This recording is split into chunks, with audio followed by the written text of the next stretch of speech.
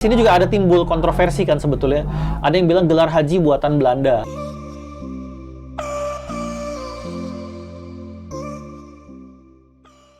Bismillahirrahmanirrahim. Assalamualaikum warahmatullahi wabarakatuh. Waalaikumsalam warahmatullahi Kembali lagi bersama kami di Ngobras, Ngobrol Bareng Sejarah bersama komunitas CIB. Oke, baik. Saya di sini ditemani dengan Mas Begi Rizkiansyah. Yep. Ini yang baru menerbitkan bukunya tentang Snokhogeranya nih, Mas ya. Alhamdulillah. Ini kebetulan relate dengan obrolan kita pada edisi kali ini nih. Oke. Saya pengen ngebahas soal bagaimana politik haji kolonial yang kemudian nanti ada sangkut pautnya dengan Snokhogeranya ya. Karena Snokhogeranya itu kalau yang ada di bayangan saya itu kan dia seorang peneliti yang pernah ke Mekah. Benar. Dan dia ahli soal haji gitu kan. Nah, itu gimana tuh latar belakangnya sampai Snok itu tertarik meneliti soal haji sampai dia datang ke Mekah untuk meneliti itu. Oke. Jadi kalau kita bicara Snook memang terutama terkait politik haji itu nggak bisa dilepaskan dari latar belakang dia sendiri sebenarnya. Dia udah punya ketertarikan lah katakanlah.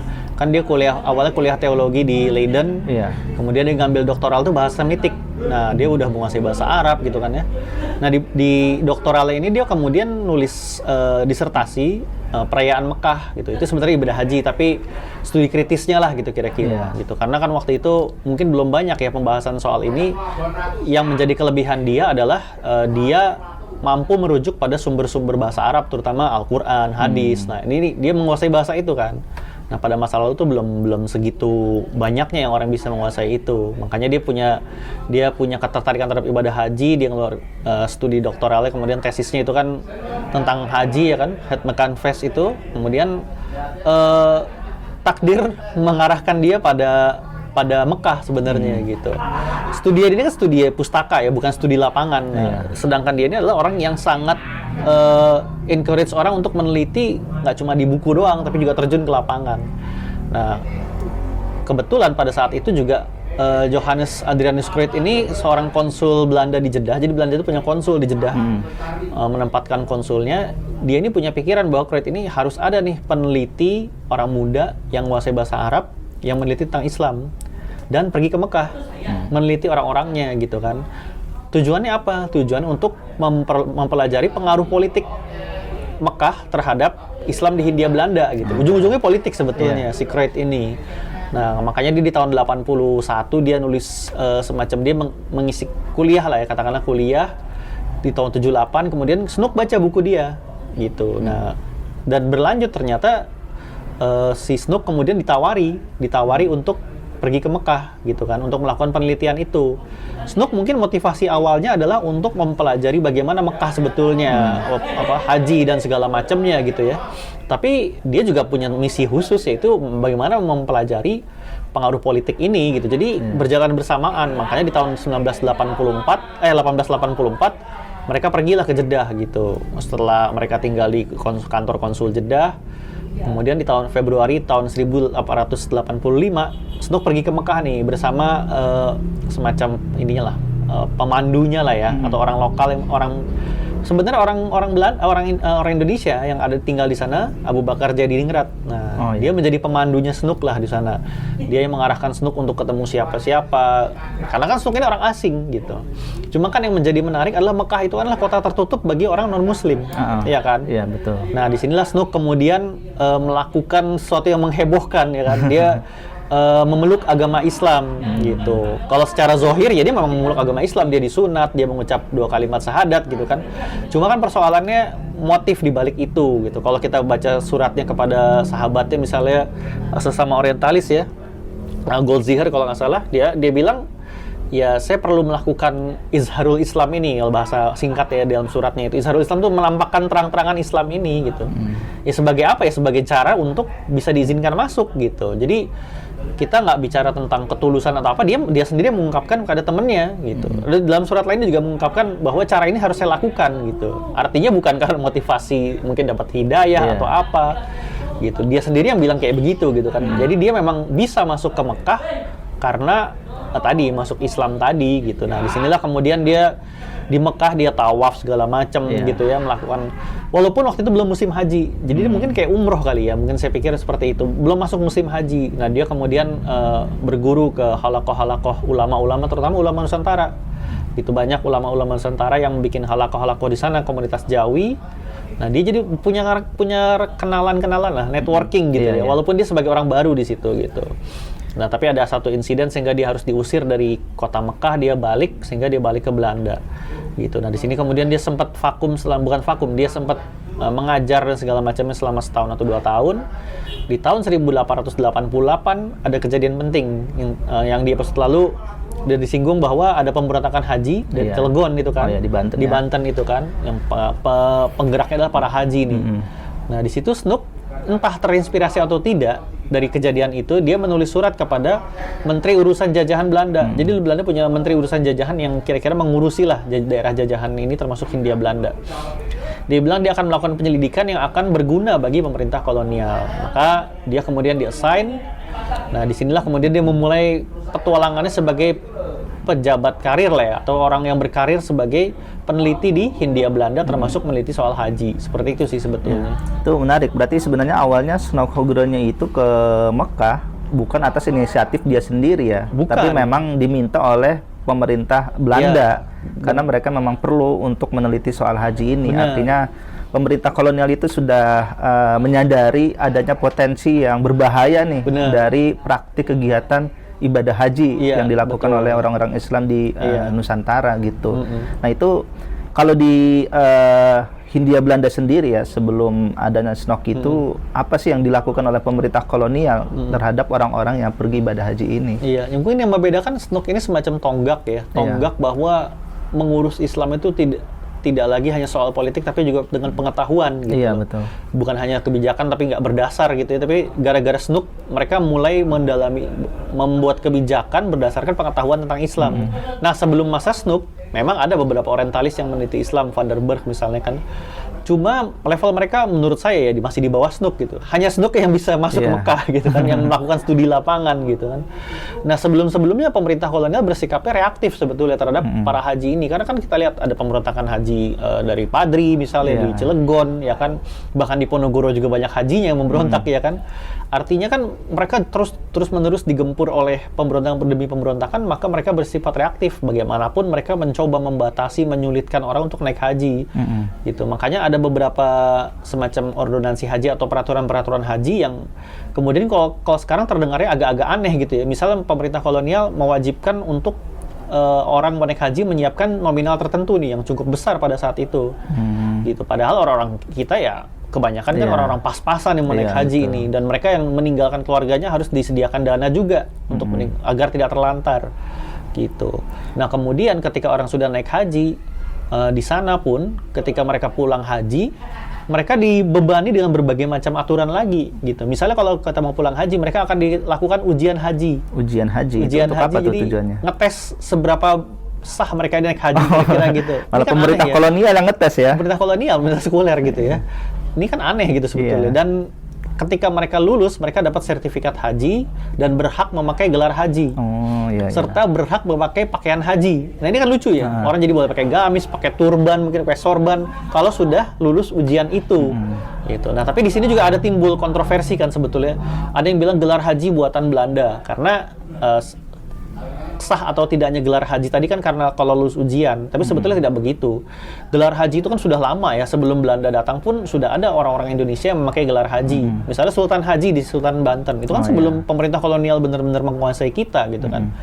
Sebetulnya dari situ aja, belum lagi ulama-ulama lain gitu ya. Sebenarnya dari situ aja gelar haji udah ketahuan bahwa itu sudah lama gitu dipakai dan menjadi kebiasaan bangsa kita gitu.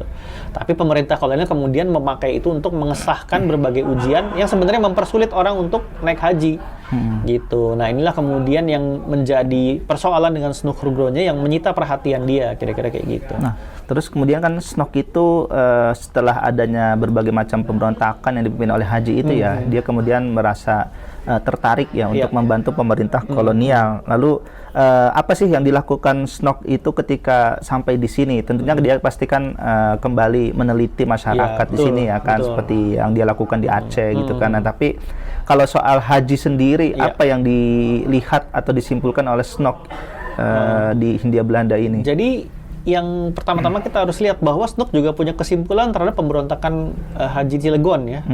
Menurut dia pemerintah telah bertindak serampangan dengan menangkapi banyak orang, merepresi begitu banyak orang yang sebetulnya tidak bersalah. Nah ini menarik nih.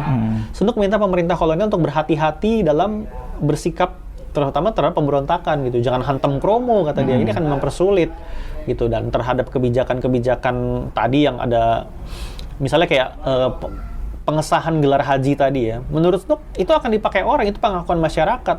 Kita tidak bisa mengesahkan itu. Terus macam pakaian haji gitu ya. Ada topi segala macam. Kata SNOK, orang mau pakai topi vest, mau pakai sorban, mau pakai turban, itu hak orang masing-masing. Di sini pun mereka akan mencampur pakaian itu. Nggak ada namanya pakaian haji secara resmi, itu nggak ada kata SNOK. Ini kan sebenarnya SNOK ingin mencoba membuktikan bahwa lu tuh nggak ngerti, nggak ada pakaian haji sebetulnya, itu pakaian tradisi aja gitu loh. Orang Indonesia pun pakaian haji, naik hajinya nyampur sama sarung, sama beskap, sama jas kadang-kadang ya kan, sama belangkon gitu. Jadi bahkan banyak juga para priai Jawa yang pergi haji ya kan, tapi setelah sampai di sini ya udah dia jadi pegawai kolonial gitu kan.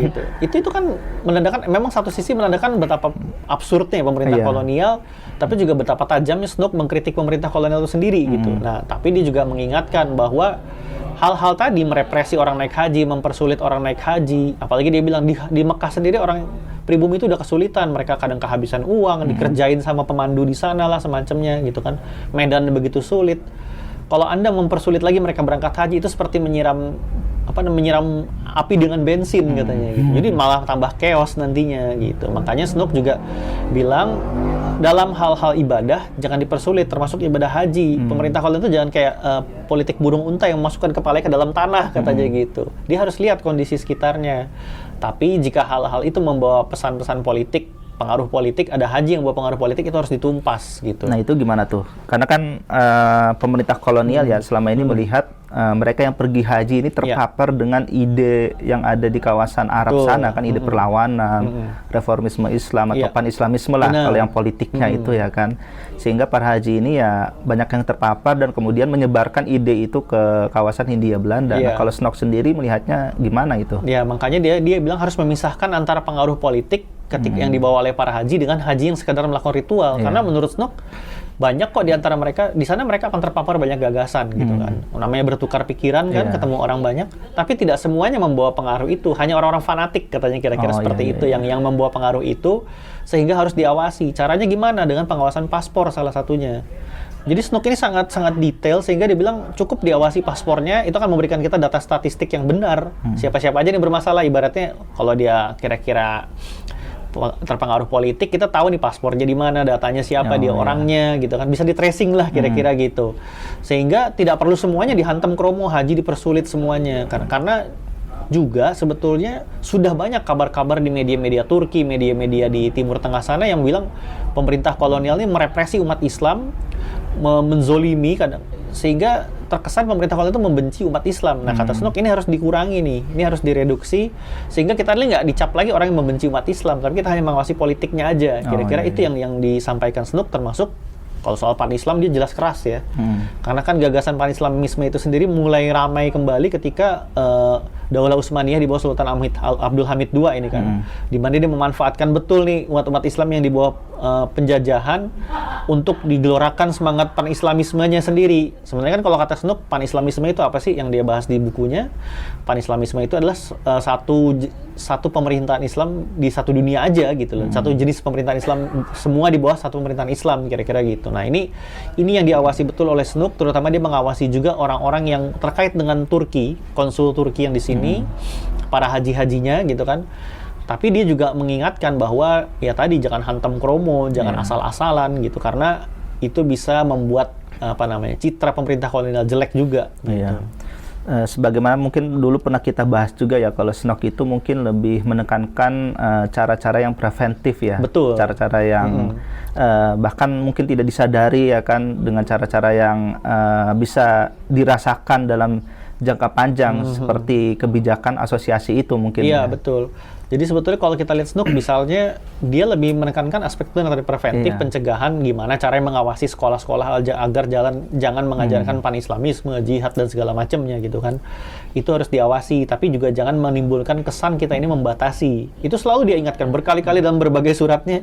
Jangan sampai kita berkesan begini. Kayak dia menjaga betul citra atau nama baik kesan di masyarakat, jangan sampai ini tuh menzolimi gitu. Malah sebisa mungkin seperti tadi asosiatif ya. Jadi dia punya pemahaman asosiasi di mana dia punya pandangan yang sangat optimis orang pribumi dengan orang non pribumi maksudnya orang Belanda ya. Orang Belanda itu bisa bergandengan tangan di Indonesia, di Hindia Belanda ini membangun Hindia Belanda. Kata dia kalau pikiran kita udah sama, kita akan bergandengan tangan nih. Kita akan saling membangun bahu-membahu mengurus negara ini. Di satu sisi kita bisa melihat bagaimana Snook kemudian pandangannya tidak serasis orang-orang lainnya gitu loh. Orang Belanda itu sangat rasis ya. Orang pribumi dengan mereka itu dibedakan. Tapi Snook semua sama, semua punya potensi. Bahkan orang pribumi ini kapasitas intelektualnya sangat tinggi. Makanya dia mendukung sekolah-sekolah orang pribumi. Bahkan dia sendiri yang mendidik beberapa orang pribumi, termasuk keluarga Abu Bakar Jadiningrat tadi, keponakannya segala macam keluarganya diasuh sama dia. Gitu. Kemudian dia juga minta pemerintah kolonial nih, tolong dong setelah mereka lulus kasih mereka kerjaan, percayain kepada mereka, jangan cuma jadi opas atau jadi pesuruh-pesuruh, jongos-jongos atau cuma jadi juru tulis segala macam, berikan mereka jabatan-jabatan bahkan sampai ke hakim dia mintanya gitu. Tapi satu sisi kita juga lihat Snook ini kan agak naif ya, dia menganggap penjajahan itu adalah warisan para nenek moyang Belanda untuk orang Belanda, tapi nanti mengurusnya bersama. Dia seakan-akan mencoba bilang tanahnya udah ngambil tanah orang, tapi ini kita bisa urus bersama. Itu kan naif ya kalau saya bilang, atau konyol gitu ya. Tapi itulah Snook dengan pandangan asosiasi dia yang mencoba untuk mereduksi berbagai macam kegoncangan sehingga membuat stabil, ya kan? Tapi juga berlaku represif ketika ada gerakan-gerakan politik. Nah, di situ mungkin kata kuncinya. Seperti yang dilakukan di Aceh. Oke, baik. Terima kasih Mas Begi. Ini sangat menarik sekali kalau kita ngebahas Snook-Hogronya, karena banyak aspek yang bisa digali ya dari segala macam pemikiran maupun peranan dia gitu. Mungkin kalau lengkapnya nih baca di bukunya. Mas ini Begi promo dikit. Ada di buku Membukam Ulama, Snook-Hogronya Perang Aceh dan Politik Islam di Indonesia. Nanti bisa cek di link di video ini ya, di deskripsi ya, untuk pembeliannya. Oke, baik. Mungkin itu saja untuk episode kali ini. Kita ngebahas soal politik haji masa kolonial dan kaitannya dengan Snook-Hogronya. Terima kasih Mas Begi, dan kita akan berjumpa di video-video berikutnya. Assalamualaikum warahmatullahi wabarakatuh. Waalaikumsalam warahmatullahi wabarakatuh.